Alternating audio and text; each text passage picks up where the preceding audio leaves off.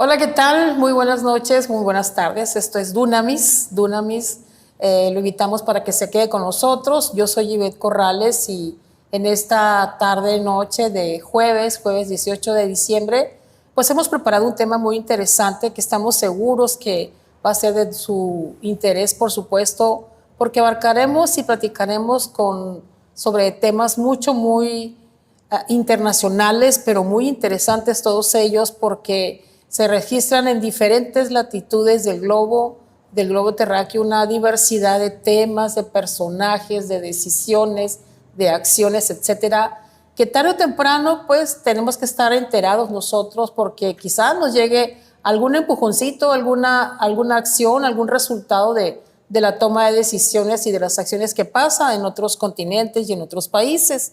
Así que en esta noche en Dunamis tenemos este interesante tema que titulamos Perspectivas Mundiales 2026. ¿Esto qué significa? Una perspectiva es de tu realidad hacia dónde vas a caminar para lograr objetivos. No es ser adivino, no es ser leer los astros y cosas así, sino de lo que tú tienes en tus elementos a tu alrededor, los que tienes cerca, puedes analizarlos y planear acciones y trabajo para lo que se pueda presentar en corto, mediano o largo plazo. Y los temas internacionales son temas que a veces no les damos la importancia que esto reviste, pero es necesario dar una vuelta por el planeta y entender muchas acciones que actualmente están muy fuertes en todas partes del mundo. Y para platicar sobre estos temas, hemos invitado al maestro en ciencias, Alan Amador Cervantes. Usted ya lo conoce, lo hemos tenido en varias ocasiones con nosotros en los reportes especiales, precisamente con temas internacionales. Nos da mucho gusto recibirlo y que esté con nosotros esta noche en Dunamis. Bienvenido, Alan. Ivette, muchas gracias por la invitación. Yo encantado de estar aquí en tu espacio. Ya hemos estado presentes vía telefónica. Pero estar de manera física es muy agradable. Muchas gracias por bienvenido por esta primera ocasión que está con nosotros aquí en el estudio, porque creo, Alan, que los temas que se están registrando actualmente merecen un análisis, si no muy profundo, sí con una perspectiva de lo que tenemos hoy y hacia dónde consideras tú, por los estudios que tienes y realizas, hacia dónde se van a encaminar muchas cosas de las que pues somos testigos actualmente, de lo que se dice en los medios, de lo que se platica en los cafés, de las conversaciones y cosas que nos enteramos. Incluso, pues Alan es un gran viajero, entonces también ha vivido ciertas experiencias en otros países y precisamente qué mejor que esto, que él ya ha estado cerca de los problemas y nos puede compartir sus experiencias. En primer término, Alan, auditorio, pues te preguntamos sobre el Medio Oriente. Aquí estamos hablando de varias naciones. Son países pequeños, pero son aguerridos. Bueno, vamos a mencionar solo algunos porque son una gran cantidad de países. Israel, Palestina, que es un pleito de siempre. Irán, Irak, pues igual. Turquía, Arabia, Líbano, Jordania, que digamos son los más cercanos a donde está el conflicto verdadero que actualmente, o sea, todo el mundo nos tiene con el Jesús en la boca, ¿no? De que qué va a pasar, no va a pasar, sino, etcétera. No hay tantas cosas que se suscitan. Y platícanos, ¿cómo lo ves tú desde el punto de vista de lo que tú tienes experiencia y cómo se han desarrollado las cosas este año en concreto? Porque, bueno, podríamos extenderlo mucho, ¿no? Pero en realidad ya el último semestre, digamos, de este año. Es un asunto muy complejo porque obedece a múltiples factores. Sí. Todos los países que tú mencionas están, digamos, entrelazados por religión, por cultura, por intereses territoriales, en donde cada uno de ellos busca proteger lo que considera correcto y, por supuesto, no ceder a ningún otro lo que consideran propio. Sabemos que naciones como, por ejemplo, Israel, que tradicionalmente han estado en el epicentro de todo proceso histórico que registra, pues, la historia, que registra el análisis, digamos, del comportamiento de esa región, principalmente digamos, resalta después de la Segunda Guerra Mundial, que es cuando se crea el Estado de Israel, justamente para darle El a los 48, judíos, ¿no? así es, 1948. justamente después de la Segunda Guerra Mundial con el Holocausto, que es una de las más penosas, digamos, situaciones que la humanidad generó o ha generado, y esperemos que nunca jamás en la historia que nos reste como humanidad se vuelva a repetir o vuelva a ocurrir. Después de la Segunda Guerra Mundial, en el 48, como bien apuntas, se crea el Estado de Israel justamente para dar un lugar físico a todos los judíos que estaban transitando, así es, de Europa o incluso en América, un lugar en donde ellos pudiesen vivir y llamar hogar propiamente, y de manera independiente de que muchos judíos se encontraran en América, en Estados Unidos, en América realmente, o en Europa, pero lo que buscaban era un lugar en donde pudiesen ellos protegerse ante la posible, y que en ese momento se pensaba y se sigue pensando, que ojalá jamás volviese a ocurrir, la persecución de algún líder político en algún país en donde hubiese una importante presencia de judíos. Entonces se crea el Estado de Israel en una zona en donde, como tú comentas, por ejemplo, Palestina, en donde es un territorio que ha venido siendo disputa por los, digamos, intereses religiosos también. Es la tierra santa de los judíos, donde nació Jesús, donde murió Jesús, donde resucitó Jesús, pero también es la cuna de la religión islámica, un poquito más allá de Israel, donde está Palestina, y los principales templos como las mezquitas, las sinagogas, pues quedan en lugares físicos o geográficos estratégicos, ¿no? Y muy colindantes unos con otros, de tal forma que alegan unos que es de nosotros, es nosotros y de ellos. Así es. Entonces, esa ha sido la disputa de toda la vida una vez que se crea el Estado de Israel. Hay que apuntar algo muy importante. Dentro del judaísmo y dentro del islamismo, pues digamos que la moderación es el elemento predominante, pero hay grupos radicales que interpretan el concepto de la guerra santa, la yihad, por ejemplo, en el Corán, en donde se vale cualquier tipo de violencia para acabar con el enemigo, y no el enemigo de ellos, sino el enemigo de Dios, que sería, digamos, todo aquel que no crea como creen ellos, y que además de eso, su existencia o su permanencia en cierto lugar amenace los intereses de la religión, en este caso del Islam. Y por parte de los judíos, el Antiguo Testamento, porque los judíos como tal tradicionales no aceptan el Nuevo Testamento, se basan en el Antiguo Testamento. La Torá, que le llaman, ¿no? Así es, la Torá y los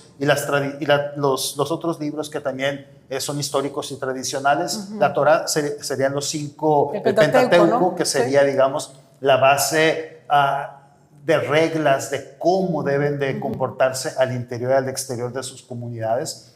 Pero el punto aquí es que también los judíos en el Antiguo Testamento justifican la guerra cuando es para defenderse y, sobre todo, defender los intereses de Dios en su pueblo. Entonces, en todo grupo religioso, incluso en los católicos, en los protestantes, judíos, en el Islam se dan grupos radicales, pero particularmente en el islamismo se manifiesta de una forma muchísimo más evidente en términos de violencia por ciertos grupos, como lo que tenemos ya conocimiento, por ejemplo, ¿no? Los terroristas de Al-Qaeda, que a nadie le queda duda de que Al-Qaeda es un grupo terrorista extremista del Islam. Y no es que ser musulmán sea sinónimo de violencia, es un grupo que radicaliza. O sea, no son todos, son no, por supuesto que no, incluso predican justamente la paz, el amor y la concordia, pero hay grupos extremistas que se alegan a sí mismos como elegidos para defender los intereses de todos aquellos que son pacíficos, y que ellos se sacrificarían a sí mismos por el, digamos, el bien o la conservación de las tradiciones del Islam para todos aquellos que no son los elegidos para la Guerra Santa. Entonces, caray, esto ha venido a, digamos, es algo muy enraizado, a ¿no? disparar los ánimos, y esa competencia siempre existente, en ocasiones las olas más tenues, pero siempre el agua revuelta, así es. Pues llevan a situaciones como lo que ocurrió el 7 de octubre de hace 2 años, de 2023, así es, cuando... un grupo de personas. Así es, cuando Hamas, en este caso un grupo extremista, radical, islámico, ataca a Israel como parte del rencor o digamos, la disputa eterna que ha existido por la Franja de Gaza particularmente. E Israel tiene que defenderse, repeliendo el ataque. Si el ataque que recibieron fue muy fuerte, pues ellos tienen que corresponder con algo todavía mayor para efecto de apaciguar al enemigo, en lo que se busca una estrategia en cómo poder desactivar peligros a inmediato plazo, que fue pues la declaratoria de guerra por parte de Benjamín Netanyahu, primer ministro muy controvertido de Israel. Entonces, pero ha tomado decisiones muy estratégicas y muy fuertes. Toda esa zona es territorio rojo, vivo. Y Netanyahu pues es una persona muy experimentada. Sí, tiene muchos años. Si tú ves videos de él ya siendo político en Israel, está muy joven, es una persona que ya lleva décadas. Para empezar, es una persona que ya tiene mucho tiempo enfrente del cargo, pero toda su vida adulta ha estado involucrado como líder político y siempre muy reacio a pararse frente a Palestina y decir, esto es nuestro y no cedemos nada, y si hay que ir a la guerra, iremos a la guerra, y así es como ha pasado. Y así ha sido. Netanyahu no ha cedido en lo más mínimo, y yo creo que está en su papel, y aunque mucha gente lo critica por la situación de la hambruna que se generó en Palestina, que es terrible y es por completo vergonzoso, pero los ataques que Israel ha venido lanzando a Palestina, o en este caso para corresponder a los ataques de Hamas, ha sido pues justamente lo que le toca hacer. O sea, es defenderse. Para defenderse. Porque son las fuerzas de defensa israelíes. Así es. Algo que decía Benjamín Netanyahu que me llamó mucho la atención en algún momento del inicio de este conflicto. Él dice, bueno, nuestros padres cuando llegaron aquí no había nada. Era desértico totalmente. Ahorita ya hay ciudades modernas, pequeños poblados, y está produciéndose, está esto, y empieza a enumerar la producción y lo que se había logrado en esos, digamos, 40, casi 50 años, ¿no? Ya están cumpliendo, dentro de poco cumplirían 70 años, ¿no? Pero hasta donde iban, antes no había eso, y ahora que ya ven la tierra producir, que ya ven que tenemos esto, tenemos minas, entonces ya empiezan a pelear lo que consideran que es ello. Pero se entró ahí porque hubo un acuerdo de toda la Liga Árabe, las naciones árabes, para poder asentarse. Así es. Entonces, tú ves al vecino que está construyendo y dices, yo quiero algo igual o me guste, y empieza el conflicto. Sí. Me llama la atención eso que él declara. Por decirlo de una manera, digamos, suave, pero sí. Básicamente es eso. Y otras naciones, como por ejemplo mencionas Turquía, en donde también es una situación compleja por todos los grupos que coexisten con diferente interpretación del Islam, por ejemplo, y también en donde el cristianismo converge, es una nación mixta, por así decirlo, en términos de creencias religiosas arraigadas, y los musulmanes, pues no importando en qué parte del mundo se encuentren, buscan encauzar sus energías también a apoyar la causa, en este caso con Palestina. Y nos vamos a un ejemplo muy sencillo y cercano relativamente. Por ejemplo, ahora el nuevo alcalde electo de Nueva York, Zohran Mamdani, que es musulmán. Mucha gente, en cuanto él ganó ahora el pasado... De hecho, Benjamín Netanyahu convocó a todos los judíos que se regresen. Sí. Porque ya los amenazó. El primer martes de noviembre, que fue la elección, que él resultó electo, las redes sociales se inundaron de gente diciendo a los neoyorquinos en general, se les olvidó y decían cuántos años, meses, días y minutos tomó para que se les olvidara que los musulmanes atacaron Nueva York como protesta porque una persona de religión islámica fue electo justamente en Nueva York, la ciudad que fue embestida por ataques terroristas de un grupo ultra extremista islámico. Y Mandami no es un terrorista, por supuesto, y no pertenece a un grupo terrorista. Es un musulmán como millones pero es musulmán. Hay. Así es. Pero el simple hecho de ser musulmán le pone esta etiqueta para mucha gente. Y en Nueva York hay más de 2 millones de judíos.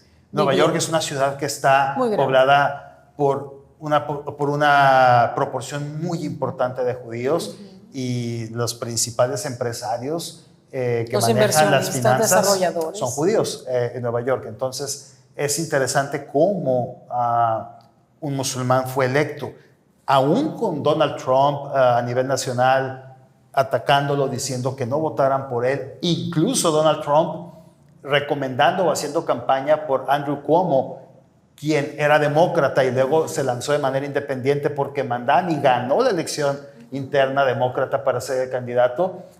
Y Cuomo, siendo un acérrimo crítico de Donald Trump dijo, voten por él. ¿Por qué? Porque lo que sea es mejor que un musulmán. Sí. ¿Por qué? Por esta etiqueta que lamentablemente los musulmanes han tenido que cargar, porque ellos, más que otras religiones, tienen esa, digamos, ese estigma de los grupos radicales que se vuelven violentos. Pero es que también, Alan, creo que estás de acuerdo en esto, llega una familia y al rato está toda una colonia, y al rato es una ciudad, y al rato es toda un área. Y bueno, de hecho, estuvieron los que tienen para invertir y todo eso en aquella región, querían hacer unas mezquitas, querían hacer unas plazas comerciales, querían hacer algunas infraestructura con motivos musulmanes y todo, porque ya eran muchos los que estaban en esa ciudad. Entonces, pues nada más están esperando que alguien llegara al poder para que les diera los permisos y poder generar estos proyectos que tenían. Y eso es justamente lo que personajes como Donald Trump y muchos empresarios judíos y no judíos, pero no musulmanes, querían prevenir. Recordemos cuando el presidente Kennedy estaba en campaña para la Casa Blanca, uno de los principales retos que él encontraba era el que era católico en un país protestante. Joe Biden es el segundo presidente católico en un país protestante. Y esos eran grandes retos a vencer.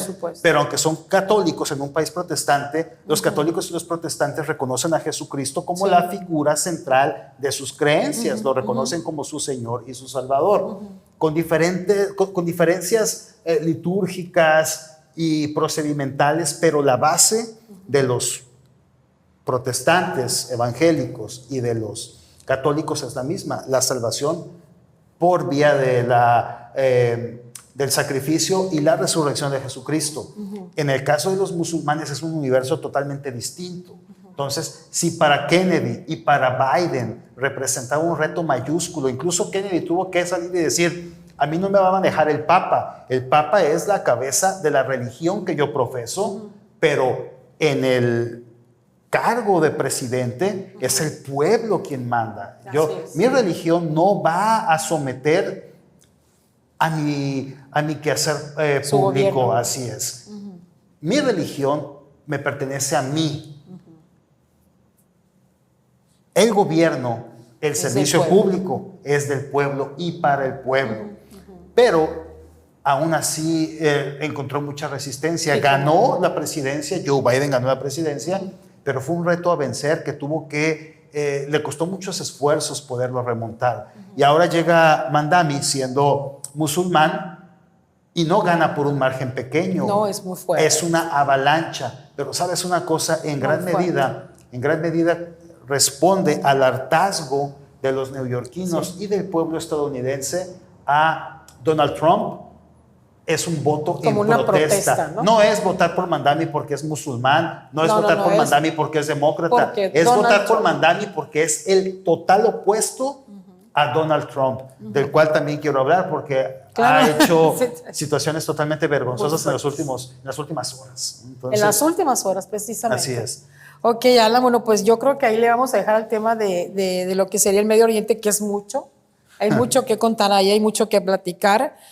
Principalmente, bueno, los atentados que se dieron en Australia el fin de semana, los grupos terroristas, manifestaciones en muchas ciudades Sí. en contra del tema palestino, Gaza, Israel, etcétera. Pero bueno, lo vamos a dejar a un lado y nos vamos ahora con Estados Unidos. Desde el punto de vista, vamos a manejar Estados Unidos en lo que tiene que ver con Ucrania y la OTAN. Al hablar de la OTAN estamos hablando también de Rusia y también de la Unión Europea. ¿Cómo ves este conflicto al interior? Allá. Ahorita entramos acá lo que nos toca a nosotros y ojalá nos dé el tiempo. ¿Cómo ves estos temas? Mira, Porque la OTAN son 32 países que están, pero la Unión Europea, perdón. mira, tan sencillo como este plan de paz que Donald Trump diseñó para Medio Oriente, que Es que era como una telita de araña. a los días se Tras. desquebrajó. Vaya, era nada más para su campaña por el premio Nobel, Para el que premio Nobel por de la supuesto Paz. que no iba a ganar y que no ganó. Ahora la FIFA le inventó el premio FIFA de la Paz y se lo dio. O sea, si no era el premio Nobel, era el premio FIFA Algo. o el Pero él premio tenía que llevarse algo. sale en una caja de cereal, donde sea, pero había que darle un premio a Trump Ajá. para apaciguarlo, ¿no? Le dieron su premio FIFA sacado de quién sabe dónde. Pero Sí. bueno, Ucrania es una situación sumamente sensible también. Yo lo he dicho en muchos escenarios, como todo lo que aquí digo es mi opinión personal, Sí, claro. y es mi Pero está responsabilidad. basado en hechos, está basado Claro. en tus estudios y análisis. Todo el mundo decíamos o pensábamos que la guerra en Ucrania iba a terminar rápido. ¿Por 2 qué? años, ¿no? ¿Por qué? Porque Rusia es un enemigo descomunal frente a No, Ucrania, que estaba desprotegida porque no pertenecía a la OTAN, o no pertenece a la No OTAN. pertenece a la OTAN. Entonces es un país muy pequeño y muy endeble y con el antecedente de que durante la administración de Obama Rusia se anexó Crimea y no hubo gran aspaviento. Entonces ahora regresa Rusia a quererse apropiar de toda Ucrania, del resto de Ucrania. También tiene mucha riqueza. Así es, y ahorita voy a tocar ese aspecto. Y tenemos a un país pequeño, un país ya con una sección apropiada por Rusia, y nadie dijo gran cosa cuando Barack Obama Crimea. era presidente. Crimea, así es. Pensábamos que la guerra iba a durar un año, máximo 2. Pues si llega Donald Trump y dice, mañana se va a terminar, ¿no? Y 2 años, tal vez por los acuerdos que hay que hacer, que entren en vigor, que se formalice el fin de la guerra, lo que haya que hacer, ya sea doblarle las manos a Putin por parte de la OTAN para que, aunque no pertenece a la OTAN, Ucrania, pero hacer montón alrededor de ella para que no abusen del territorio. Pero vaya, Estados Unidos, si bien hizo campaña con todos los demás países para proveer de armas, de tanques, de dinero, la guerra continúa. Así La guerra va a cumplir ya 4 años. Y hay ya una importante cantidad de territorios ucranianos El 80% de los invadidos. ucranianos son rusos, de origen ruso. Sí, sí, prácticamente. O sea, se están peleando entre ellos mismos. Lo que pasa es que Ucrania, el territorio ucraniano pertenecía a la URSS, a la Unión de Repúblicas, así es, socialistas soviéticas. Y cuando se desquebraja esto en el 91, ya que se hace la firma, ¿no?, con Gorbachev y con George Bush padre, pues se descompone, esas repúblicas socialistas soviéticas se descomponen en países ya independientes, pequeños, muchos adoptando capitalismo, muchos un híbrido capitalismo-socialismo, y ¿no? Rusia se queda con ese, digamos, con ese anhelo de volver a la grandeza la gran Rusia de ser un años, monstruo en el mapa que abarcaba prácticamente toda la masa oriental de Europa, y ahora es un país con otras repúblicas alrededor que en el pasado formaban parte de él. Entonces, Vladimir Putin, viéndose como un sucesor natural de Joseph Stalin, quien tomaba lo que quería, no importa el precio. No, y la escuela que él trae sobre todo, ¿no? El quererle devolver los ideólogos de Putin, ¿no?, y él mismo devolverle la grandeza al imperio ruso. Vamos recuperando parte por parte. Yo Porque Putin se ve como una parte, digamos, como un agente dentro de un rompecabezas. Yo le voy a anexar Ucrania, otras partes tal vez a Rusia. Una vez que yo me vaya, mi sucesor le va a anexar otro. Y la historia nos va a recordar como quienes le regresamos a la Unión Soviética lo que el capitalismo americano y todos sus allegados nos quitaron en algún punto, pero no nos quitaron el ideológicamente, orgullo, ¿no? Qué fuerte es esto. Así es. Entonces Vladimir Putin sabe que no le alcanzaría el tiempo para regresarle a Rusia todo, pero vamos a empezar con Ucrania, y Crimea fue como, digamos, el calentamiento antes de entrar al juego ya, ¿no? Así fuerte, es. ¿No? Entonces, Vladimir Putin, esa es su intención, regresarle a Rusia todo, pero Ucrania es la primera fase. Ucrania es un país pequeño, pero sumamente rico en minerales raros, sí, que son vitales para las telecomunicaciones, para todo lo que tiene que ver con tecnología, con transporte, con satélites. Todo esto es riquísimo, ese pequeño territorio. Y muchos equipos, todo lo que tenga que ver con telecomunicación y tecnología. Entonces, el abusivo de Trump incluso hace... Al fin empresario, ¿no? Vamos a dejar a los empresarios aparte de Trump, porque una cosa es ser empresario y otra cosa es ser Donald Trump. Sí. Donald Trump le dijo a Zelensky y se firmó ese acuerdo, pero la gente no habla de ello porque para beneficio de Trump pasó como un asunto menor.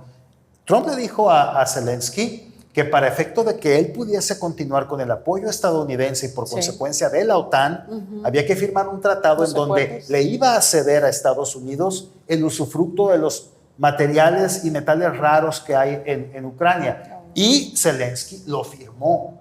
Se le criticó a Trump por unas cuantas horas el día que duró el tratado. Pero también lo vieron muy presionado. Pero como otras cosas ocurrieron y se apilaron sobre esa infamia, así es, ya la gente se olvidó de ello. Pero Donald Trump hizo un acuerdo abusivo con Zelensky para se aprovechó de la situación. Así es, para efecto de que el apoyo continuara para Ucrania. Entonces, estamos en una guerra ya ahora el 22 de febrero va a cumplir 4 años si es que no acaba. Donald Trump dijo, yo en 24 horas, en cuanto tome posesión, termino con la guerra, y se atrevió a decir también en la campaña, es más, tengo todo ya perfectamente cuadrado.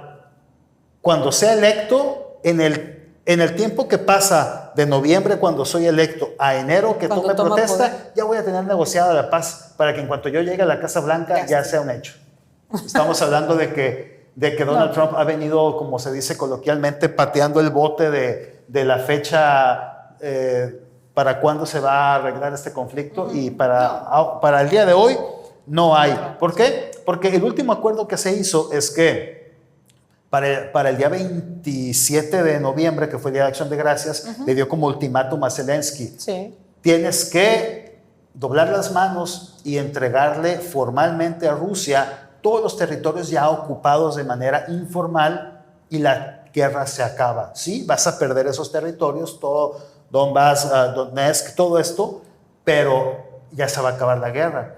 Y le dio hasta el 27 de noviembre. Y Zelensky dijo, ni los ucranianos, ni mi gobierno que se debe a los ucranianos vamos a ceder. Entonces la guerra continúa. El apoyo que Donald Trump le condicionó a Zelensky oficialmente no se lo ha retirado, pero la guerra pareciera que sí va a cumplir los 4 años sin que haya grandes avances respecto a que ya se puedan sentar. Incluso ya Trump dijo, yo no me voy a ya no voy a aparecer en ninguna reunión con ellos hasta que entre ellos mismos no se arreglen, y ya nada más sea para la foto, por así decirlo, de que ya el pleito se acabó, ¿no? ¿Y el papel de la ONU cómo está? Porque se está viendo rebasada. Pues es que, mira, dentro de todo lo que Trump dice, hay algo cierto que él mencionó cuando compareció ante la ONU, ahora en pues Benjamín Netanyahu estuvo en la ONU y se fueron los líderes de las naciones. Lo dejaron solo casi, lo dejaron solo.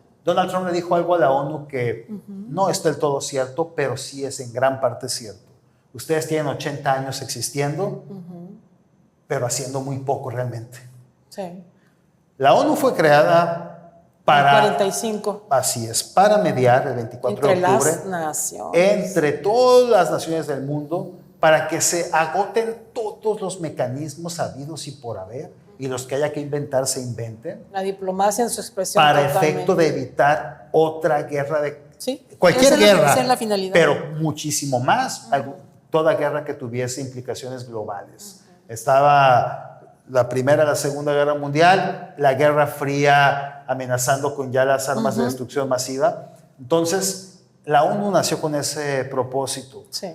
Aunque existía la ONU, la Guerra Fría siempre estuvo mantuvo latente, a la muy gente fuerte. al, En el filo, hilo, al ¿no? filo de la Al butaca. filo de la navaja, sí.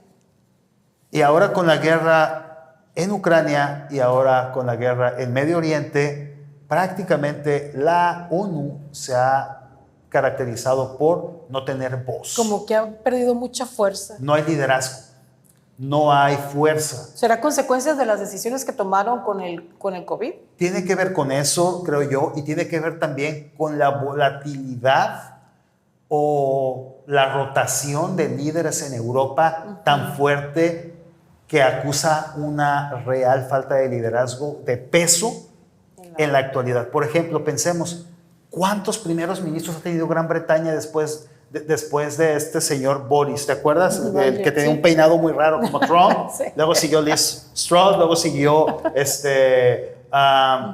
no recuerdo quién, y ahora que está... Tony Blair, ¿no? Creo. No, Tony Blair fue hacía ya mucho tiempo. Tony Blair fue cuando George Bush hijo era presidente, cuando se invadió Irak. Pero en los últimos 4 o 5 años han habido como 4 primeros ministros. Eso habla de inestabilidad. En Inglaterra, dimitiendo por N cantidad de cosas. Corrupción en el COVID. No, y se sale de la Unión Europea así también. es, el Brexit, Francia, Macron, un presidente sumamente débil, con una inestabilidad terrible en su propio país, con Y la esposa dándole cachetadas en pleno...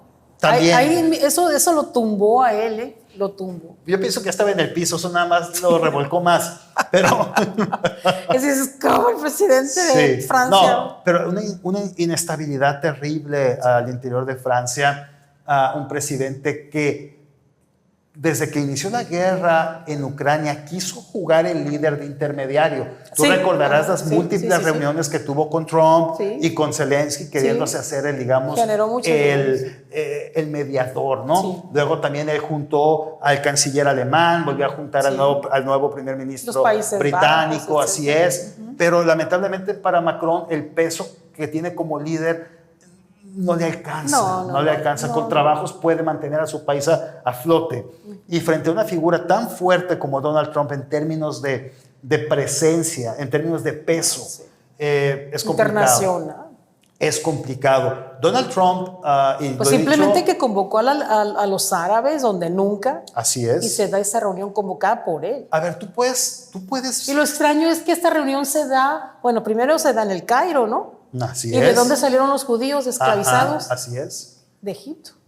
Tú puedes pensar en algún presidente, dejemos a Donald Trump aparte, en algún presidente de Estados Unidos que diga que él va a solucionar el problema en la Franja de Gaza con un plan que él ya ideó y que está presentando y que va a convertir a la Franja de Gaza en un resort, en una zona de confort, en una zona de relajación. Turismo, de recreación y todo eso, ¿no? O sea, ¿estás viendo la realidad? Tú puedes imaginar a Ronald Reagan diciendo algo así. Por supuesto. Puedes imaginar, incluso, vaya, si a alguien se me puede ocurrir que hizo o dijo disparates junto con él, puede ser George Bush hijo, pero ni aún así podemos concebir a él. No son palabras mayores. Así es. Entonces, eso le resta mucha seriedad. La oficina de la presidencia de los Estados Unidos, más allá de ser el primer puesto de esa nación, también es un faro a nivel mundial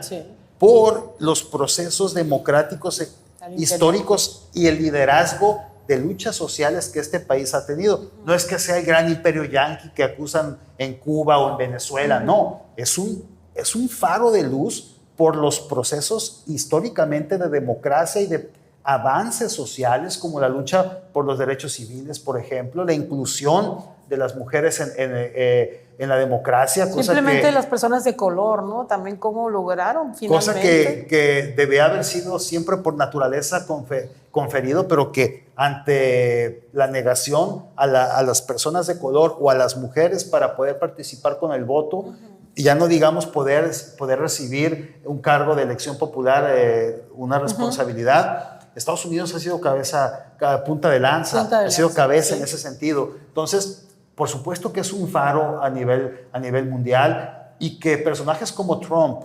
abaraten o le resten tanto es muy vergonzoso para el pueblo estadounidense. Incluso para aquellos republicanos recalcitrantes y amantes del movimiento Make America Great Again, aún para ellos debe de ser vergonzoso que alguien como Donald Trump los represente. Lo que acaba de pasar hace escasas horas, Donald Trump declarándole la guerra a Venezuela, ¿no? Bueno, eso lo puedo entender, pero lo que no puedo entender es, por ejemplo, que Donald Trump el día 7 de diciembre, el domingo 7 de diciembre, fue a una gala al Kennedy Center en Washington, D.C. Yo estuve en el Kennedy Center en alguna ocasión en 2016. Es un lugar hermoso, es un lugar con ¿no? Así es, hay un busto del presidente Kennedy hecho así como de una figura de cobre, la cabeza del presidente, y es un lugar en donde se honra las artes, la cultura. Incluso había una pared decorada con artistas mexicanos. Estaba la doña María Félix, estaba, por supuesto que tenía que estar ahí, Juan Gabriel, Cantinflas, un reconocimiento de la cultura latina, pero principalmente de la cultura mexicana. También estaba Carlos Gardel, había diferentes, representantes de la cultura latinoamericana. Con Donald Trump yo no creo que eso vaya a estar, pero bueno, el caso es que él cuando se le entrevistó en esa gala, donde le dio una medalla a diferentes artistas, entre ellos a los sobrevivientes del grupo Kiss, a Sylvester Stallone, por ejemplo, a varios. El caso es que ahí hizo como que se equivocó diciendo el centro Trump-Kennedy. Lo siento, perdón, el centro Kennedy. Y todos empezaron a aplaudir los paleros, ¿no?, de Trump. Bueno, pues ahora... Perdón, gracias. Perdón. Ahora la Junta de Gobierno del Centro Kennedy, del cual él provoca esas cosas. Así es. Definitivamente. El Centro Kennedy tiene su propia Junta de Gobierno. Y la cabeza de la Junta de Gobierno no es el presidente de los Estados Unidos. Pero él despidió a toda la Junta de Gobierno, puso a sus amigos y él se puso a la cabeza del Centro Kennedy. Y acaban de votar y votaron a favor de que el centro se llame Trump Kennedy. ¿Puedes creer eso? ¿Puedes creer eso? Bárbaro. Incluso se entrevistaron a varios secretarios de Donald Trump el día 7 de diciembre después de que bromeara él. Es como ridiculizar, Así ¿verdad? es. Y creo que es el secretario de Agricultura, dijo que el presidente Kennedy pues falleció al ser, fue asesinado, y que lamentablemente el país no pudo ver el potencial del presidente Kennedy en todo su esplendor. Sí, era muy prometedor. Así es. Y el secretario dijo, el presidente Donald Trump conoce la historia, él mismo fue atacado en un intento, dado, así es, de asesinato en contra de él. Y yo no creo que el presidente Trump le falte el respeto a la memoria del presidente Kennedy y a este centro. Bueno, pues sí se le faltó, porque ahora hizo que el panel o la Junta de Gobierno votaran a favor de que le cambien el nombre por el centro Trump Kennedy. Yo no sé si vaya a ocurrir realmente, pero... Pues esperemos que no, pero ya es decisión de ellos, ¿no? Me parecería ridículo, me parecería espantoso y por completo denigrante, no para Donald Trump, para la nación americana. Para todo el país. Así es. Y otra ridiculez del tamaño del mundo que hizo, hay un paseo de los presidentes en la Casa Blanca, una galería. Está la foto de cada uno de los periodos. Así es, de todos los presidentes, él es el 47. Del primero al 47, lógicamente, la mayoría han repetido tienen un segundo periodo. Y en cada uno hay una breve descripción de quiénes son y lo que hicieron, lo más destacado de su gestión. Bueno, déjame decirte que cuando llegas a Joe Biden, es el único presidente del cual no hay una foto de él. ¿Sabes qué hay en lugar de su foto? Está la foto de una pluma, de un plumín. ¿Sabes por qué? Porque hay una herramienta que los presidentes usan que se llama AutoPen, que es como una pluma con una firma, por así decirlo, automática, que le permite a cualquier asistente del presidente que él autorice firmar como un facsímil, como una firma, así es, pero es con una pluma que de manera automática reproduce la firma del presidente. Es perfectamente legal que el presidente le delegue a su secretaria, a su asistente, el que firme documentos por él. ¿Eso pasó con él? Joe Biden firmó varios perdones, entre ellos el que le dio a su hijo Hunter, por diferentes delitos, como por ejemplo fiscales, no pagar impuestos y haber comprado un arma y tenerla de manera ilegal. Entonces, él le otorgó un perdón a su hijo y a funcionarios de la Casa Blanca durante su periodo que podrían ser objeto de investigación maliciosa por parte de Donald Trump. Y esos perdones y varios documentos y muchos más fueron firmados por la secretaria y por asistentes de por Biden, el presidente de con ese AutoPen. Entonces dice Trump que la presidencia de Joe Biden nunca existió, que realmente quien gobernó eran sus séquito y que quien firmaba los perdones pues puede tener y documentos algo de razón porque era muy difícil. Era esa pluma automática. ¿no? Entonces, como quien gobernó fue cualquiera menos él, la foto de donde queda mejor la pluma, era ¿no? Que fue la es que una ordenaba. pluma, así es. Y a cualquier visitante, cualquier jefe de Estado que llega a la Casa Blanca, los lleva y les enseña la galería y les enseña la foto de la pluma. Es que era impresionante, lo veías en televisión. Es increíble. Y siéntese aquí, presidente, y agarra por otro lado, véngase para acá, presidente, y se va por otro lado. Sí. O se queda dormido, se caía, Pero estarás de acuerdo conmigo que eso puede ser hasta una broma doméstica entre Donald Trump y sus allegados. Pero burlarse del presidente Biden a nivel nacional e internacional es burlarse del mismo pueblo americano. La misma nación. Así es. Y ni quien le diga nada, ¿no? Ni quien le diga nada, ni lo oriente, exactamente. porque lo hace con todo dolo, Así no es ignorante. Por ejemplo, en la placa del presidente Reagan dice que Ronald Reagan era un admirador de Donald Trump mucho antes de que Trump entrara en la política. Sí, porque sí hay fotos de Donald Trump con Reagan cuando él era un empresario presidente, pero supuestamente esa placa dice que Ronald Reagan era un admirador de Donald Trump. Estamos hablando de una persona sumamente narcisista, egoísta, y que lamentablemente la falta de criterio para disociarse a sí mismo del personaje que se debe al pueblo trae consigo todos estos traspiés para la nación. Y apenas va a cumplir un año y son 4. Le quedan 3 años y 1 mes con 2 días. ¡Qué bárbaro!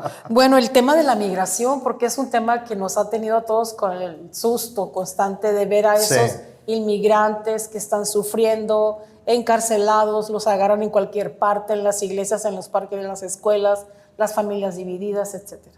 Sí, mucha gente ya no va a trabajar, ya se quedan en sus casas, se esconden, colapsando sus economías familiares y colapsando también los sectores económicos. Y los bienes que ellos ya habían adquirido estando ahí. Así es. Sectores como, por ejemplo, la agricultura, la construcción, el turismo, el comercio, los restaurantes, que tienen una inmensa cantidad de personas de origen latinoamericano, mexicano en gran medida, trabajando para ellos. Ya no van a trabajar por temor a ser agredidos. Hemos visto videos de personas que, porque su físico es, que son mexicanos, latinos, que no son caucásicos, son en la calle bajados de sus carros, sacados a empujones de sus oficinas, muchos de ellos ciudadanos estadounidenses, con residencia, con documentación que les acredita para estar ahí. Ya horas después nada más los liberan, pero mientras tanto ya rompieron la puerta de su casa, rompieron la puerta o el cristal de su vehículo, los golpearon, los arrastraron por la calle, los avergonzaron, para luego nada más decir, si eres ciudadano, ni siquiera disculpe, ya te puedes ir. Entonces es una paranoia, porque no es que se persiga a los ilegales nada más, es que se persiga a todo aquel que no sea caucásico, pero Racista, con mayores 100%. consecuencias para aquel que además de eso no tenga documentación, porque te pueden enviar a un lugar como el Alligator Alcatraz, por ejemplo, en Florida, que ya se Rodeado ordenó, de cocodrilos. que ya se ordenó que se desmantele, pero que todavía no se ha hecho. Entonces, son situaciones terribles, porque estamos hablando no de campos de concentración como lo que estábamos Como platicando tal. hace unos minutos, pero sí de lugares en donde la gente se le trata como si fueran reales criminales, sin serlo, porque muchas veces tienen documentos para estar ahí.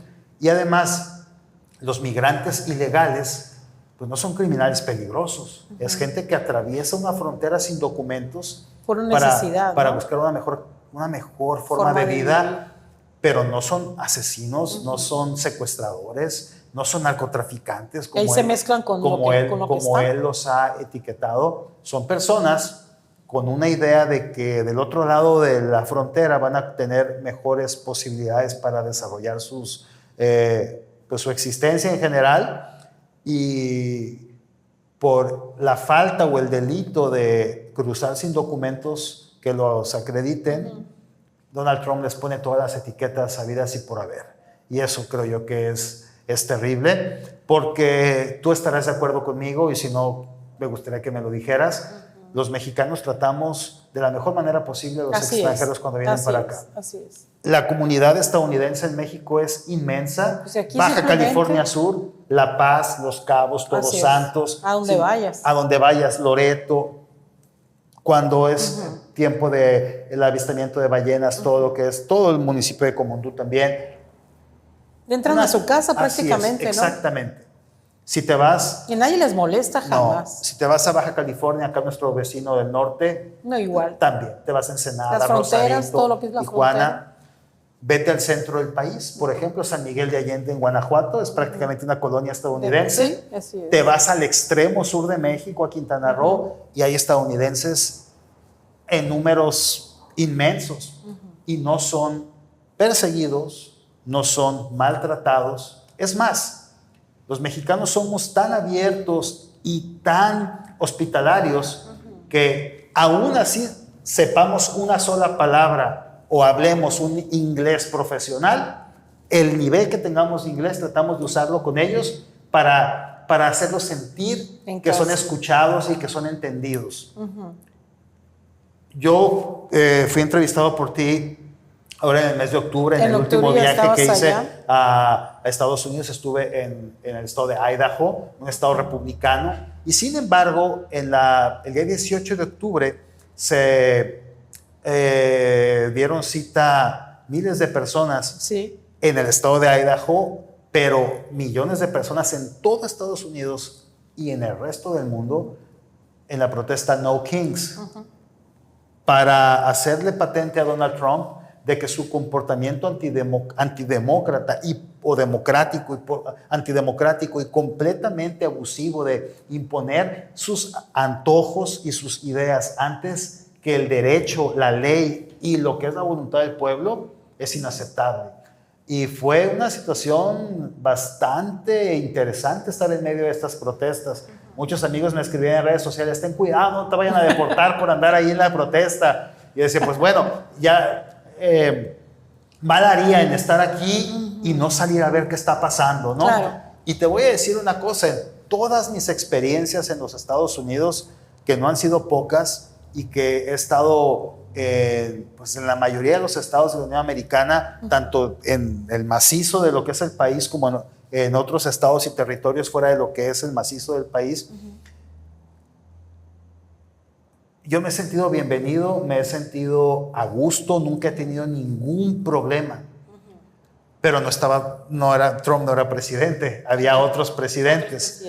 Durante el primer periodo de Donald Trump, jamás me ocurrió ninguna situación, digámoslo, adversa, que yo sintiera algún tipo de aversión de alguna persona, algún oficial fronterizo en el aeropuerto. Nunca en todas las experiencias, inclusive con Trump en su primera presidencia, nunca tuve ningún problema ni pequeño. Y quiero decirte que ahora en esta ocasión que fui al estado de Idaho, que viajé en el mes de octubre, llegando al aeropuerto de Salt Lake City, que fue la primera entrada a Estados Unidos que tuve para de ahí ya volar al estado de Idaho, me tocó a un guardia de migración. Es la primera vez en todas las veces que he ido a Estados Unidos, que como dije no han sido pocas, y he ido a muchos estados y a varias ciudades de cada estado que he ido.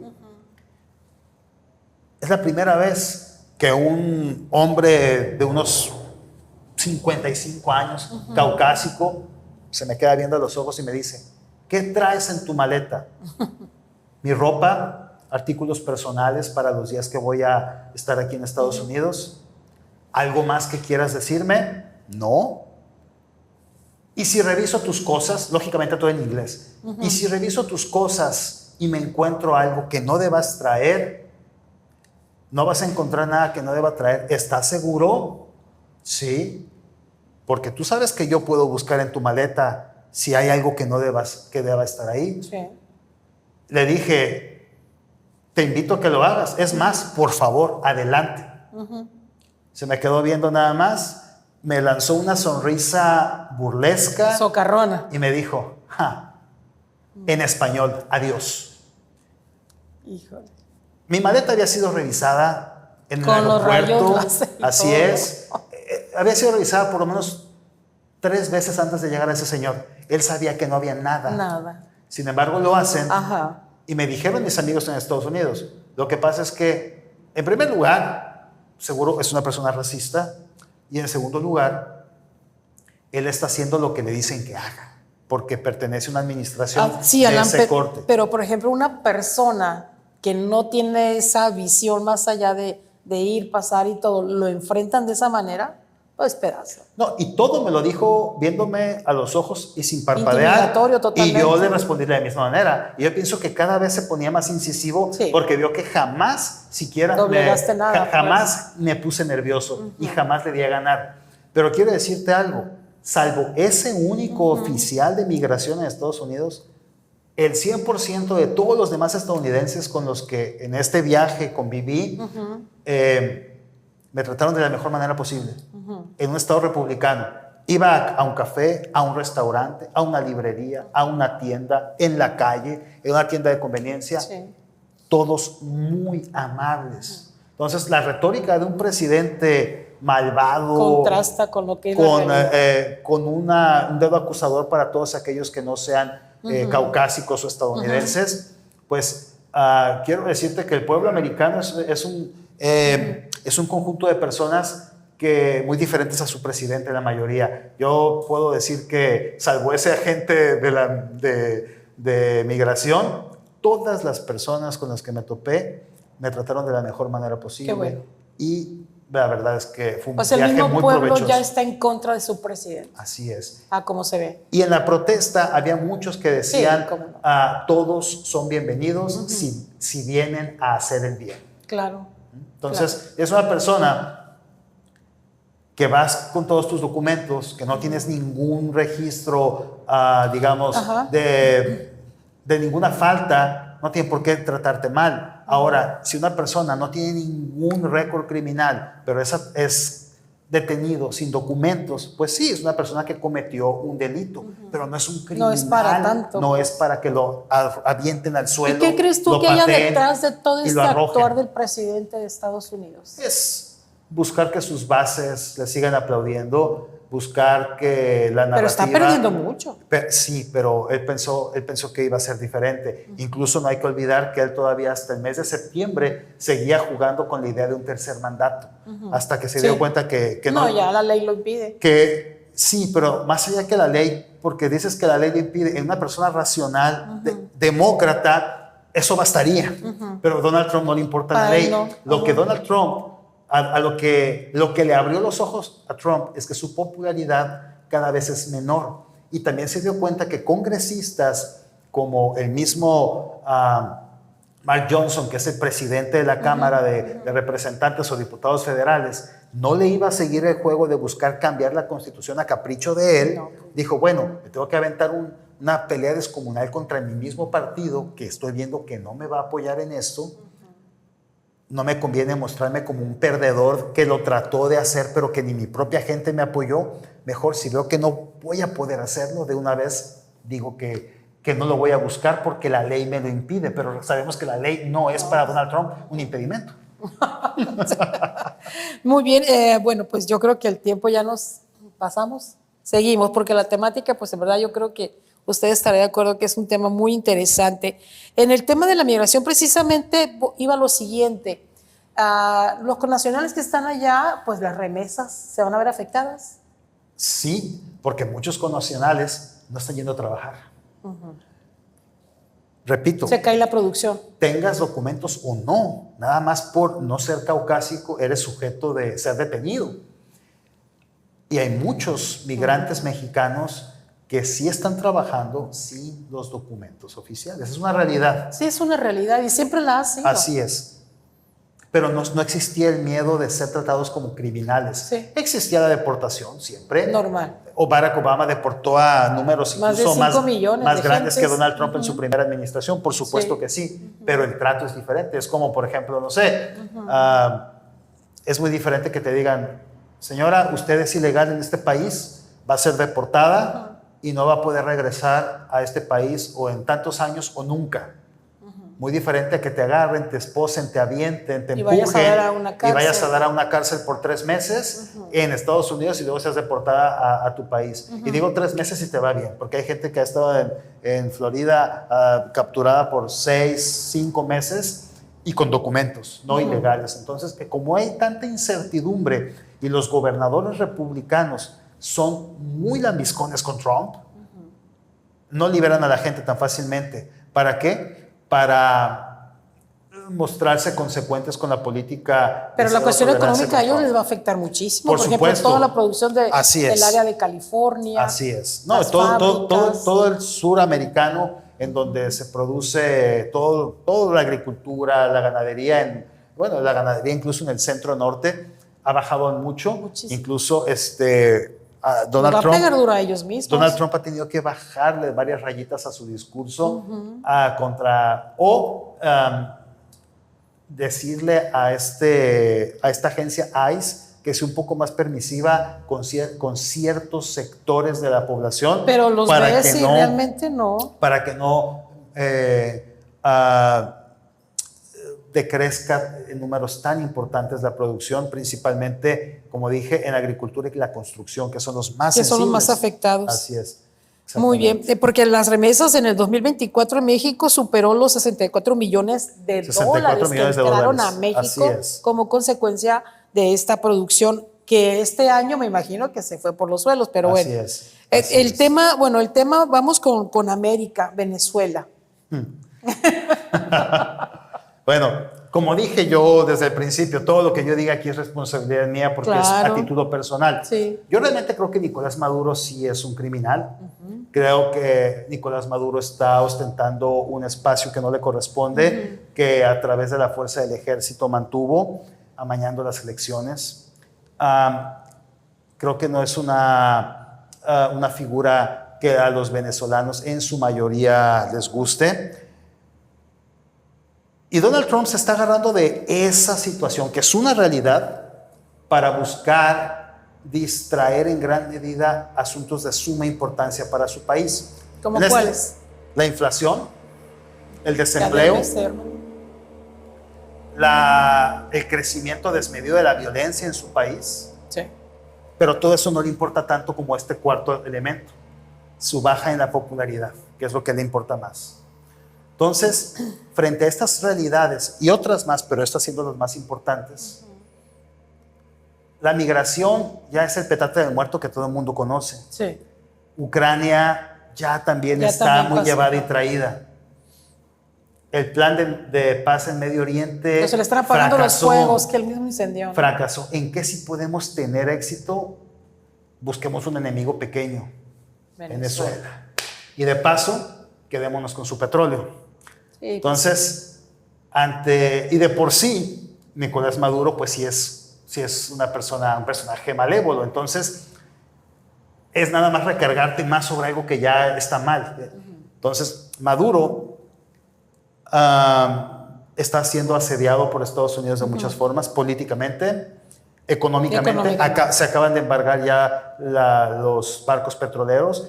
Nadie le puede comprar, ningún aliado de Estados Unidos o nadie que quiera tener una buena relación con Estados Unidos, dígase con Donald Trump, le puede comprar petróleo a Venezuela. Y Venezuela se abastece de recurso financiero, básicamente del petróleo. Sí. Entonces, el régimen de Maduro está viviendo sus últimos momentos, porque políticamente en cualquier momento pueden ir por él. Sí. Hay recompensas millonarias por su cabeza. Están asfixiando la economía de su país. Sí. La gente ya no aguanta más. La gente ya no aguanta más. El mismo pueblo venezolano está en contra de él. Sí. Y la cereza del pastel es darle el premio Nobel a la principal figura de la resistencia chavista y madurista. Entonces, se cierra el ciclo de, en efecto, Maduro es el diablo encarnado. Sí. Hay que ir por él. Y cualquier cosa que le hagan a Maduro y a su régimen es bueno para el mundo. Entonces, ahí está todo. Estados Unidos, el Congreso estadounidense, ha demandado de Donald Trump transparencia respecto a estas lanchas. Sí, porque está medio dudoso, ¿no? 25 lanchas que han atacado. Pero también las flotas que han mandado, los barcos, etcétera. Dices, órale. Han aniquilado a 95 personas que han estado como tripulación de estas 25 lanchas que llevan cargamento de cocaína. Sí, le dan el gane a Donald Trump de que en efecto son lanchas de narcotraficantes en trasiego de cocaína, pero lo que ha levantado mucha polémica es que digamos que las reglas en Estados Unidos, la ley le permite al ejército, cuando se trata de un vehículo como una lancha, un buque, un tanque, inhabilitarlo con un ataque. Sí. Si ya lo desactivas y hay sobrevivientes, no tienes que rematarlos, porque ya los desactivaste, el peligro ya se acabó. Ya se acabó. Déjalos que como puedan lleguen a la orilla, o si mueren ahogados, ya es su problema. Pero que una vez ya habiendo destruido el buque y estando los sobrevivientes en el mar, lances otro ataque para matar a las personas, eso ya se puede catalogar como un crimen de guerra, porque eso excede las reglas. Las reglas que la misma ley estadounidense mandata. Entonces, eso le ha generado a Donald Trump mucha controversia con el Congreso y recargando mucho en el secretario de guerra, Pete Hegseth, que es un payaso, hay que decirlo. Entonces, ese es el problema allá. Ahora, este problema en Venezuela también salpica a Petro, a Gustavo Petro en Colombia, porque Venezuela, Maduro y el cártel de los soles, que él es la cabeza, digámoslo, del cártel de los soles, apuntado así por Donald Trump. Venezuela no es productor, no es un país productor de cocaína, pero Colombia, es quien la transporta de manera masiva desde Colombia, por el Caribe, por la cercanía que tiene Venezuela con Estados Unidos. Geográficamente, ¿no? Así es. Entonces, la península de Miami, Florida. Así es, exactamente. Entonces, Donald Trump también le dio su recargón a Petro, lo llamó narcotraficante. A mí Petro no me cae bien tampoco, por muchas razones. Pues también ahí se unen, por ejemplo, Maduro y Petro con el tema de Palestina. Sí, pero ahorita voy para allá.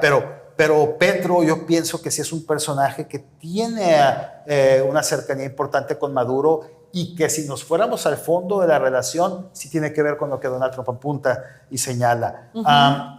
La cocaína que se transporta de Venezuela a Estados Unidos, por supuesto que pasa... Tanto por el Pacífico como por el Caribe. Que pasa por Colombia, pues, digamos, si no con la anuencia de Petro, sí con el ojo ciego o tapado a voluntad del mismo Petro para no ver, ¿no? O sea, él podría hacer mucho y no lo hace. Entonces, esa es la situación. Y Donald Trump, digamos que para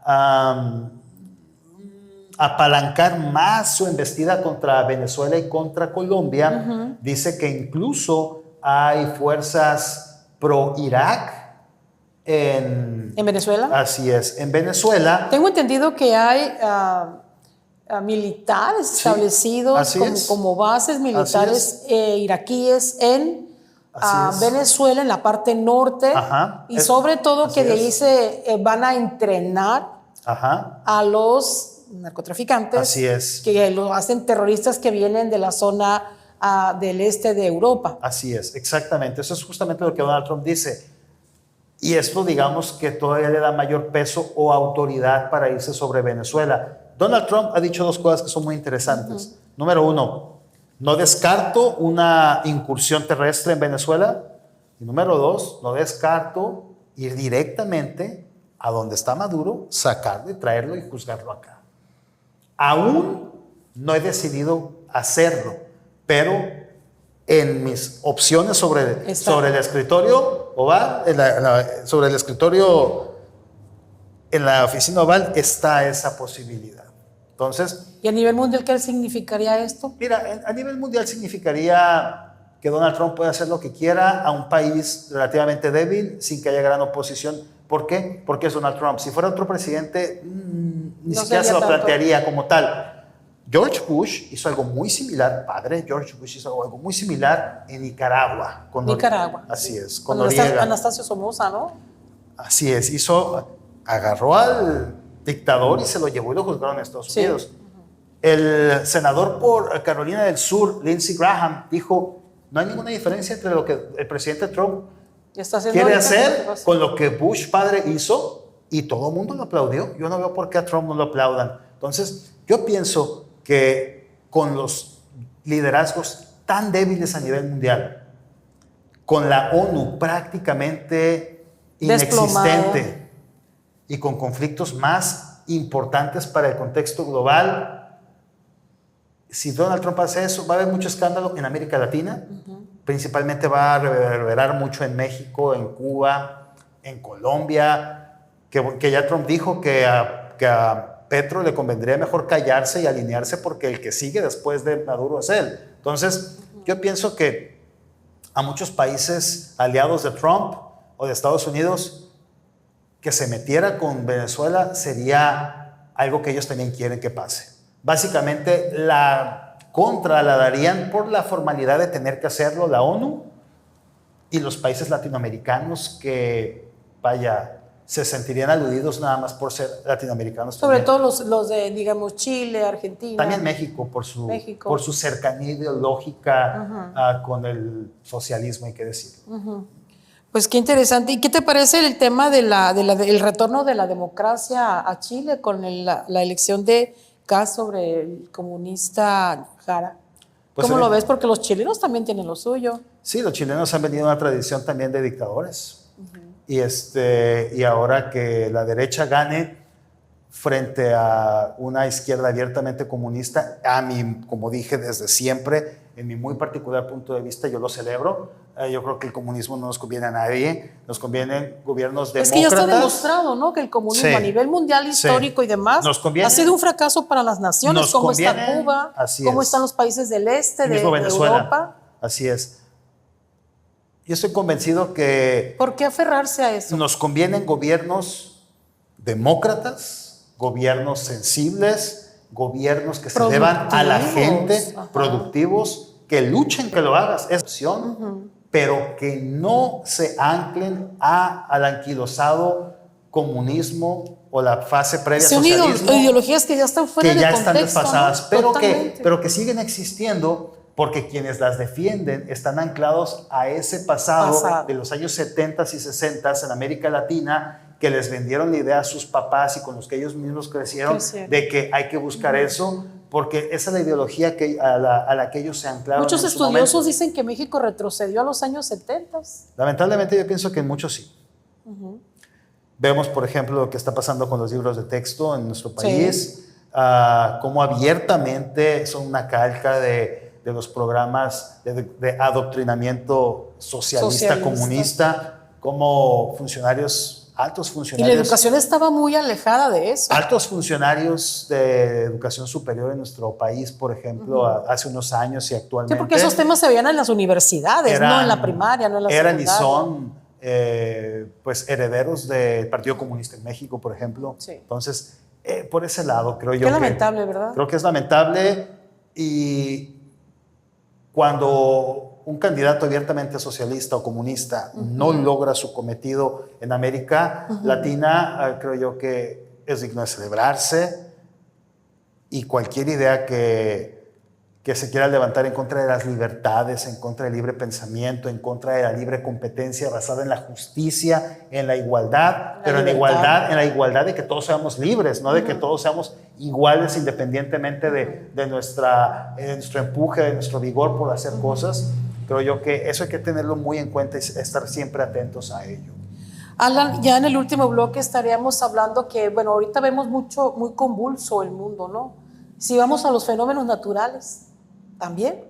Sí, definitivamente eso. El cambio climático, las sequías extremas, el calentamiento global. Eso tiene también que ver con la inestabilidad a nivel global, ¿no? Vemos cómo lugares en donde antes no existían sequías tan prolongadas, hoy en día el alimento y su producción son cada vez más escasos, y eso genera grandes problemas en Europa, por ejemplo, o las exportaciones transnacionales que se ven menguadas o mermadas, en algunas ocasiones hasta suspendidas, que cortan el suministro de ciertos alimentos que son básicos, ya sea porque no llueve o porque hay diluvios. Hay lugares en donde jamás llovía más allá de una lluvia, digamos, torrencial moderada, y ahora se forman, digamos, diluvios que duran semanas. En España, por ejemplo, ¿no? En Pasaron España, cosas muy fuertes. lo que acaba de pasar en Tailandia, en Indonesia, también, en toda esta área. Así es. México también con sequías muy importantes durante mucho tiempo. Aquí mismo en Baja California Sur, 2 años sin una gota de agua, y de repente inundaciones que colapsan las ciudades en cosa de 2 horas. Entonces, vemos cómo el calentamiento global, regreso otra vez a Donald Trump, para quien el calentamiento global es una farsa, juega un papel preponderante, sobre todo por la producción de alimentos, la exportación e importación de los mismos, y las condiciones en las que las ciudades se encuentran para hacerle frente. Por ejemplo, en nuestro país, voy a hablar de México, el Estado de México, que se colapsó por estas lluvias torrenciales a mediados de año, que grandes secciones del Estado de México y de la Ciudad de México, la gente vivió con el agua hasta prácticamente el pecho durante 2 meses.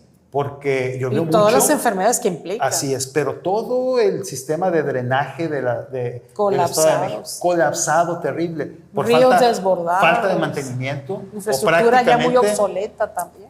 Infraestructura que ya no sirve, y que los políticos no se molestan en arreglar, porque no es lo mismo hacer una obra de relumbrón, que algo subterráneo, que algo que no se ve, ¿no? Entonces, lamentablemente en México todavía seguimos con ese pensamiento de que solamente se invierte en aquello que se ve, que la gente puede ir y aplaudir, ¿no? Pero todo aquello que no se ve ni cuenta se da, ¿no? No tiene ningún sentido con ningún caso. Pero la verdad es que sí es lamentable. Nuestro país ha sido golpeado por fenómenos naturales que, de tener la infraestructura correcta o en buen mantenimiento, se atenuarían mucho los resultados negativos que hemos tenido. Pero eso pasa también en el primer mundo. También en Nueva York, por ejemplo, inundaciones en donde la gente arriba de los autobuses, sentados con el agua hasta las rodillas, subidos en un camión. Entonces, no se diga los suburbios, como ¿no? dicen, como decimos en México, hasta en las mejores familias. O sea, en todas partes del mundo ocurren cosas así, pero lamentablemente también, como decimos aquí, al perro más flaco se le suben las pulgas, ¿no? En este caso, México, pues lamentablemente los políticos están todavía en una estatura muy baja, en donde prefieren privilegiar, como dije, obras a donde la gente vaya y les aplaude porque hay un elefante blanco ahí que nunca va a servir para nada, pero por lo menos pegaron varios bloques que la gente puede ver, a invertir dinero en algo que no se ve, pero que va a ahorrar muchísimos problemas en esta y en las futuras generaciones. Alan, antes teníamos el concepto de que los comunistas eran gente muy preparada intelectualmente, era gente muy docta, eran gente muy conocedora de muchos temas, filosofías, ideologías, muchas cosas que pensabas tú que al ponerse ahí en práctica, wow, harían un gran proyecto de nación. Nos dejan de ver mucho.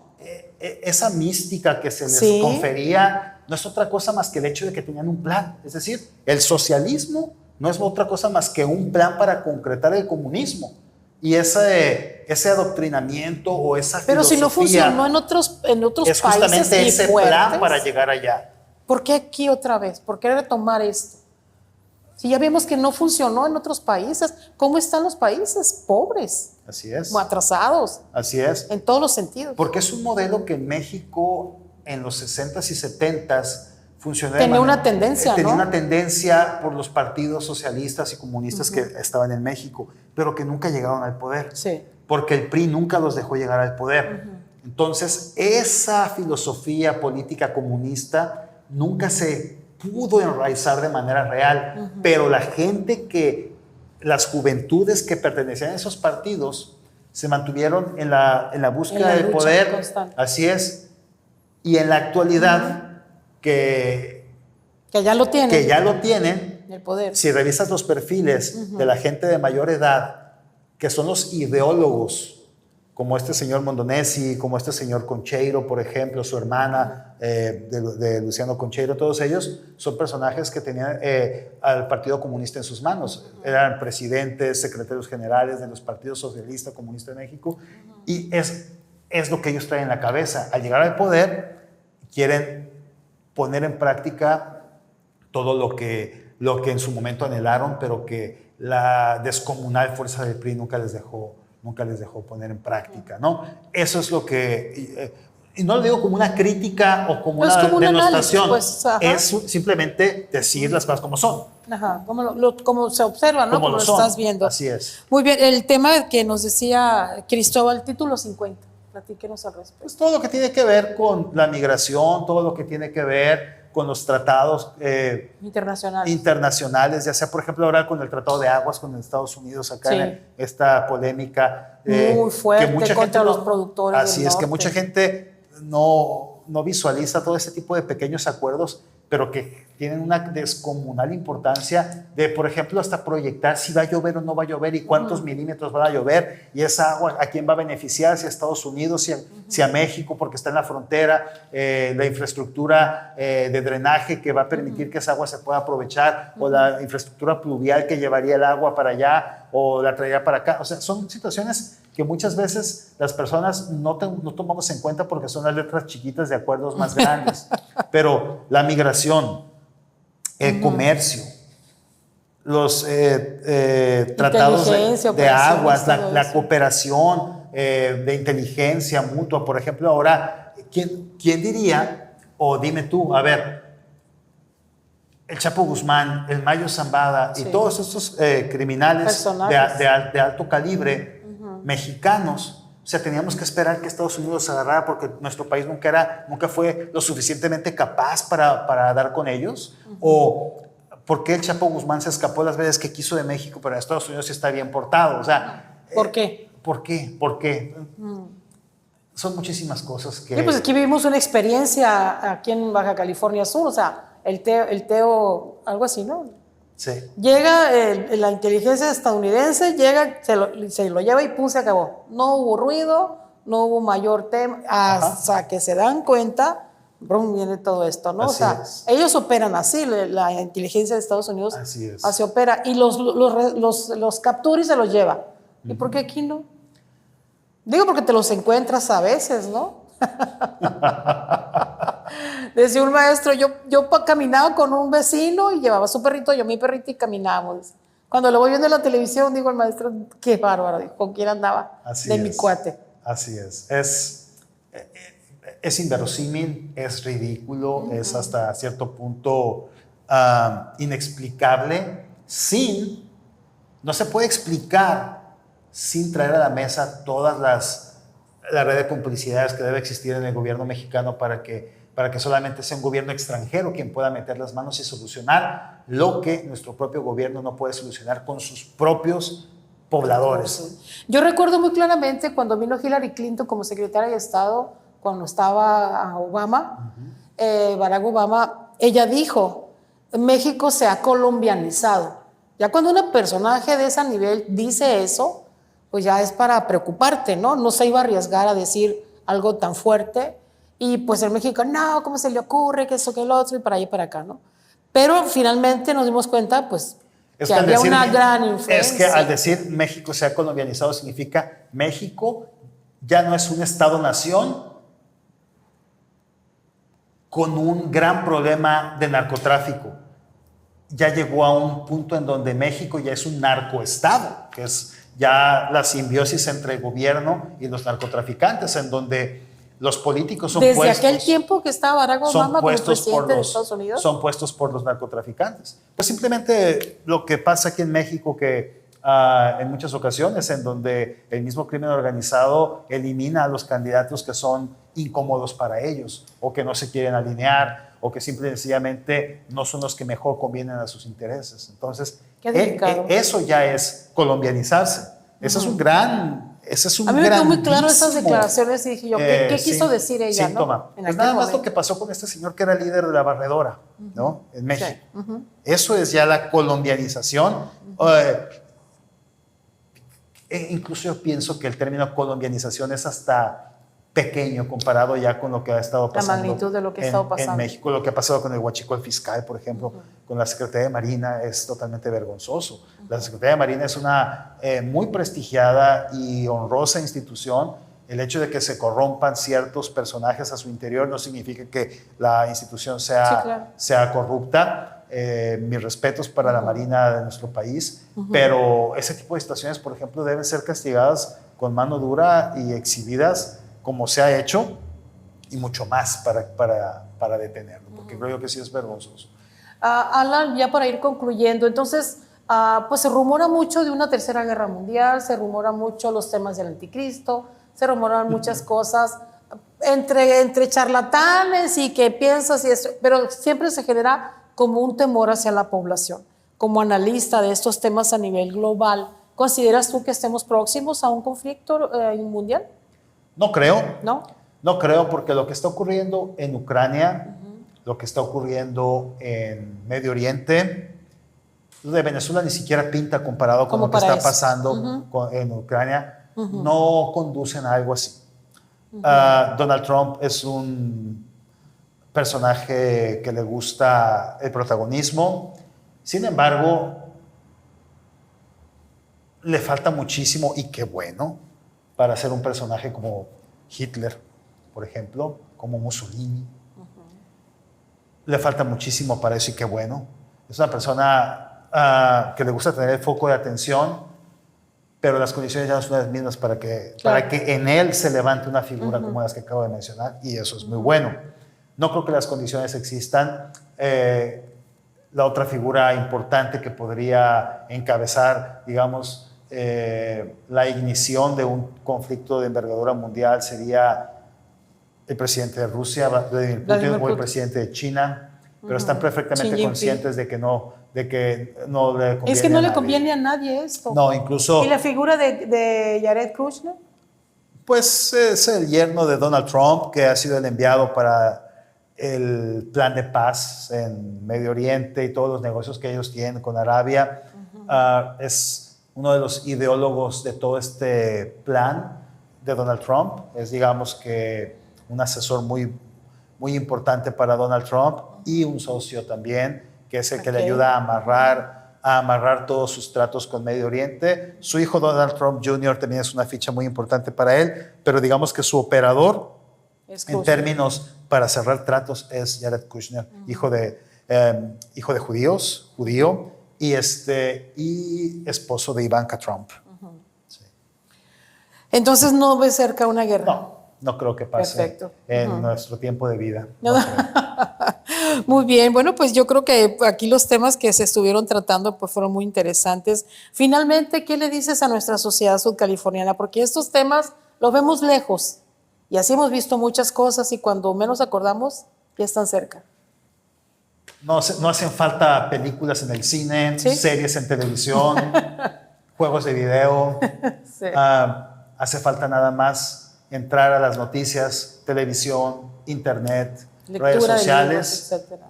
entender los personajes que están jugando en el contexto global y darnos cuenta que todo lo que ocurre en el mundo, por más lejano que parezca, nos repercute de manera cercana. No se trata... Somos un todo, ¿no? Así es, no se trata de tener la posibilidad de viajar a otro país para darte cuenta de que en Estados Unidos te pueden tratar mal Sí. en una aduana, o no sé... O si vienes de turista a México, pues igual, Así ¿no? es, exactamente. O ser venezolano para decir, no quiero a Maduro. No, todos podemos tener una impresión muy fresca y muy cercana de lo que es el mundo a través de los medios de comunicación. Sí. Y sabes una cosa, aquí en Baja California Sur hay gente de todas partes. Sí. Te encuentras cubanos, venezolanos, rusos, chinos, árabes, en proporciones no tan grandes algunos países. Pero la verdad es que la globalización está al alcance de todos nosotros para darnos cuenta de lo que está pasando. Y eso siempre me gusta decirlo. Y tú lo acabas de decir de otra manera o con otras palabras. Somos parte de un todo. Y nunca nuestras acciones van a quedarse cortas. Nosotros tenemos la capacidad de fijarnos una postura frente a lo que está pasando en el mundo, y en nuestra esfera, por más, digamos, pequeña que sea, mediana o a largo alcance, que por ejemplo tú con un medio de comunicación tienes tal vez un alcance mucho mayor que, no sé, una ama de casa, por ejemplo, o un profesor tiene un mayor rango de acción que una persona que trabaja en una gasolinera en términos de contacto con gente para poder abrirse a una conversación en torno a esto, pero el hacer lo mejor que podamos por nosotros y por los demás en términos de hacer el bien, eso nunca va a estar de más y siempre va a contribuir a que este mundo sea mejor. Y si los alemanes hubiesen señalado a Hitler como una persona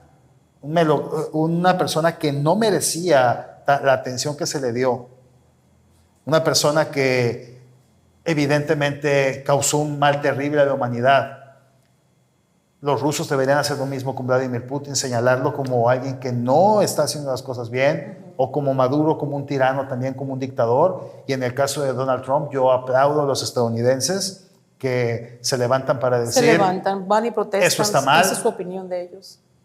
Porque independientemente de que Donald Trump te guste o no, lo que está haciendo con el Centro Kennedy no es otra cosa más que solo una muestra de lo que hay en su corazón, que es egoísmo. Ahí se está reflejando tal como es él. Y todas sus políticas van a seguir ese norte o van a seguir esa dirección. Entonces, nunca hay que quedarnos cortos. Y si no estamos de acuerdo con algo, hay que fundamentar nuestra opinión, tomar una postura, defenderla y actuar en consecuencia. La acción es lo único que hace que las cosas sean diferentes. Sean diferentes. Alan, ya finalmente tenemos 4 veces, ¿no? Diciendo que la inteligencia artificial no está desfasando al ser humano.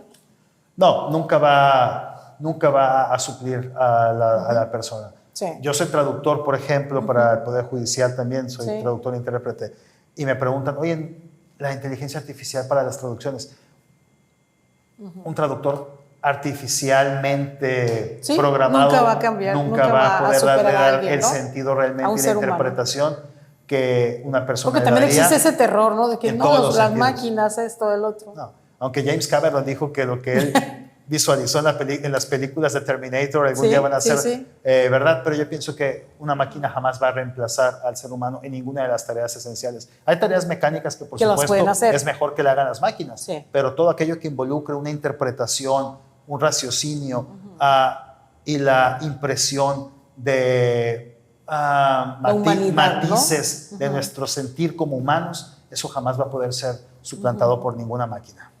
Feliz Navidad. Feliz Navidad, feliz Año Nuevo, mis mejores deseos para 2026, que sea un año grandioso para todos nosotros, que Dios bendiga a todos y que la paz esté en nuestros corazones. Sí, así es. Muy bien, pues de esta manera llegamos al final de esta charla en Dunamis con el maestro Alan Amador Cervantes. Yo creo que los temas que aquí se trataron pues realmente se cubrieron en gran medida lo que habíamos planeado, Alan. Y pues muchas gracias, Alan, por este panorama, por este escenario que nos das, pero en base a estudios, a análisis, a conocedor de los temas, porque también con eso se tumban muchos pensamientos o temores o dudas de las personas en estos temas, ¿no? que están al día a día en el globo a nivel internacional. Sin duda. Así que muchas gracias, Alan, por tu participación en Dunamis, y también gracias a usted que ha estado con nosotros en esta etapa de nuestro proyecto Sotavento News y en estas entrevistas que son Dunamis, también en reportes especiales, y pues nos vamos agradeciendo lo que usted nos haya acompañado y por supuesto invitándole para que la próxima se encuentre con nosotros también en una propuesta más de Dunamis y de Sotavento News. Gracias a Cristóbal Rico en los controles técnicos, yo soy Ivette Corrales, hasta la próxima, hasta siempre.